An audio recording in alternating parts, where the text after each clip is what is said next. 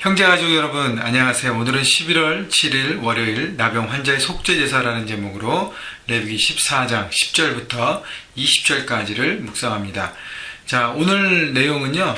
레위기 14장에 들어와서 이제 나병의 그 피부병에 전염성 피부병에 걸렸다가 이제 깨끗하게 되었을 때 이제 공동체 안으로 복귀하는데 그 복귀하는 정결하게 가는 과정들을 설명합니다. 그래서 7일 동안 정결 의식을 해요. 머리도 밀고 몸도 깨끗이 씻고 옷도 빨고 그러면서 하여튼 그 여러 가지 프로세스를 거치면서 7일 동안 그 진 안으로 들어오지만 자기의 장막 안에는 들어오지 못하고 밖에서 7일 동안 정결 예식을 거칩니다. 그리고 난 다음에 제 8일째, 그것이 이제 10절에 8일, 8째 날에 그는 흠없는 어린 순양 2마리와 1년 된 흠없는 어린 암양 1마리와 또 고운 가루 10분의 3 에바의 기름 섞은 소재물과 기름 한 록을 취할 것이요. 11절 정결하게 하는 제사장은 정결함을 받은 자와 그 물건들을 회막문 여호와 앞에 두고 자, 8째 날은 뭘 하냐면 하나님 앞에 정결하는 제사를 드리는 것입니다. 그래서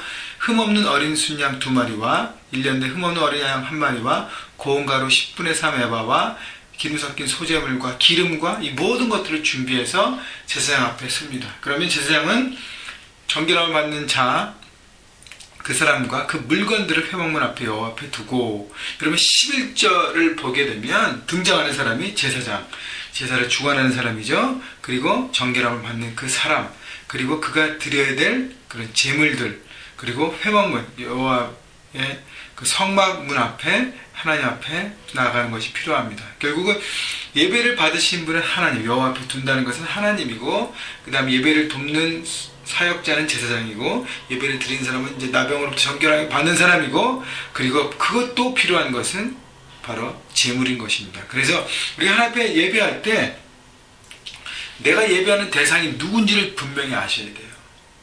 바로 하나님, 예배를 받으신 분이 하나님이시고, 그 다음에 내가 하나님 앞에 나가는 것이고, 그리고 빈손이 아니라 제물을 들고 마음의 중심을 다하여 하나님 앞에 나아가는 것이 필요한 것이죠. 12절 어린 순양 1마리를 가져다가 기름 한 록과 아울러 속건제로 드리되 여호와 앞에 흔들어 유제를 삼고, 자, 속건제 제사를 먼저 드립니다. 여러분 이스라엘 제사의 그 규례를 보면 속건제와 속죄제는 같은 맥락입니다. 왜냐하면 그 죄 사함에 대한 예배인데, 속건제는 내가 죄를 지었던 상대방에 대한 보상에 대한 제사고, 그리고 속죄제는 하나님 앞에, 왜냐하면 죄는 모든 것이 내가 사람들에게 져도 그 사람을 만드신 분이 바로 하나님이시기 때문에 하나님 앞에 죄를 짓는 것이 똑같습니다. 그래서 하나님 앞에 죄사함을 받는 것이기 때문에 속죄제는 하나님 앞에 드립니다. 그래서 먼저 하나님 앞에 죄를 고백하고 죄사함을 받는 속죄제를 드리고, 그 다음 순서가 이제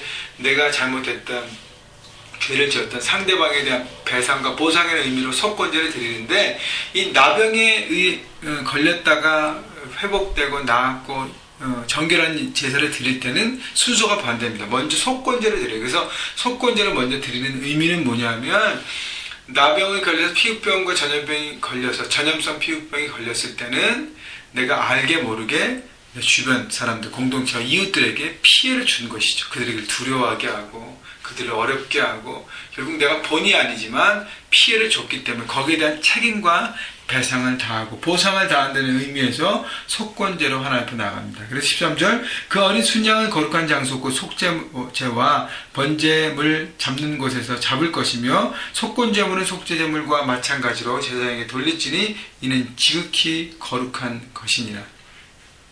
자, 그래서 속건제를 드리는데 어린 순양 1마리를 번제물로 잡아서 하나님 앞에 드리고, 그리고 그 제물을 제사장에게 돌리고 거룩하게 구별되고 그 속건 제사를 드립니다. 그래서 내가 공동체 안에서 내가 혼자의 삶이 아니라 공동체 안에서 함께 하기 때문에 함께 사랑을 나누고 섬겨야 될 그 책임을 다하는 것을 바로 의미하는 것입니다. 14절 제사장은 그 속건 제물의 피를 취하여 정결함을 받을 자의 오른쪽 뒷부리, 오른쪽 엄지손가락과 오른쪽 엄지발가락에 바를 것이요 라고 합니다.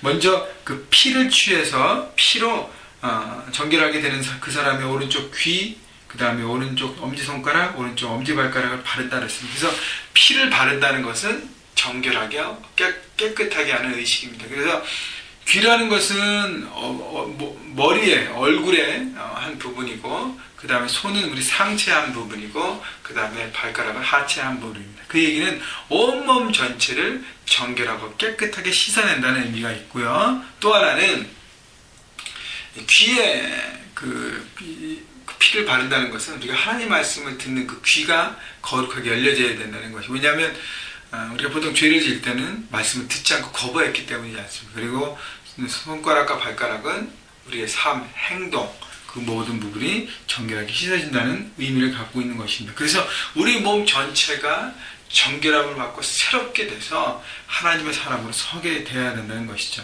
자, 피를 발라서 깨끗하게 한다는 그 다음에 의식은 기름을 바릅니다. 15절.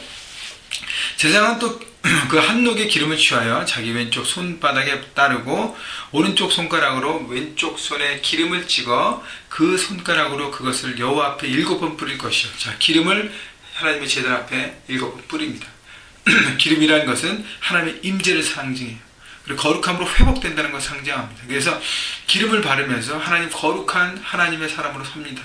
그러니까 피로 정결케 하는 것에 기름을 바르면서 하나님의 임재와 거룩함을 회복하는 어떤 그런 의미를 두는 것이죠. 그리고 17절. 손에 남은 기름은 세상의 정결함을 받을 자의 오른쪽 귓불에 오른쪽 엄지손가락과 오른쪽 엄지발가락 곧 속건제물 피 위에 바를 것이며, 그러니까 피를 발랐던 그 위에 다시 기름을 바르면서 피로 인해서 깨끗하게 되었고 기름 발라서 거룩하게 이제는 회복됨을 말하고 있는 것입니다. 18절. 아직도 그 손에 남은 기름은 제사장이 그 정결함을 받는 자의 머리에 바르고 제사장은 여호와 앞에서 그를 위하여 속죄하고 얘기했습니다.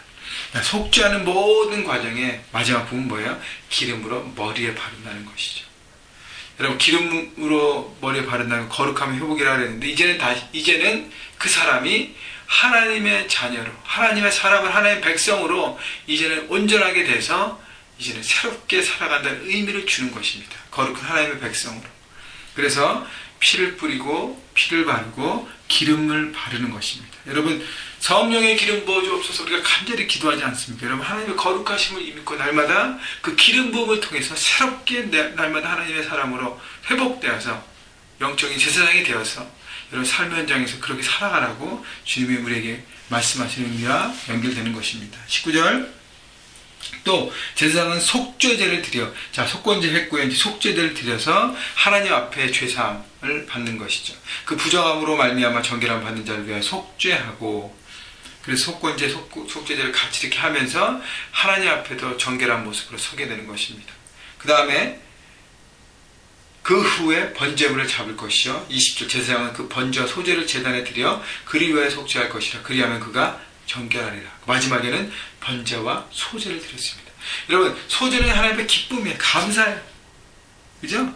번제는 하나님께 새로운 헌신을 의미하는 것입니다. 이제는 거룩한 하나님의 백성으로 이제 공동체 안에 들어왔기 때문에 이제는 공동체 안에서 자신의 책임을 다하고 하나님의 말씀을 붙드는 삶을 살고 말씀대로 나는 정결한 하나님의 백성으로 서겠습니다라고 결단하고 헌신하는 의미인 것입니다. 그래서 너무 저는 기쁩니다. 감사합니다라고 마지막을 하는 것입니다. 여러분, 우리 예배의 모든 부분이 이런 부분들이 다 포함되어야 하는 것입니다. 날마다 우리가 또 삶으로 예배하면서 우리가 혹시 죄악 가운데 있을지라도 주님의 십자가 앞에 내놓고 십자가로 정결함을 받고 그 다음에 성령 하나님 앞에 간구하셔야 합니다. 성령의 기름 부으심을 받고 새롭게 되어서 날마다 기름 부은 제사장의 모습으로 삶 현장에서 투입되어서 달려가서 그것을 하나님의 거룩한 곳으로 변화시키는 하나님의 뜻을 이루어드리는 여러분 모두가 되시기를 주님의 이름으로 축원합니다.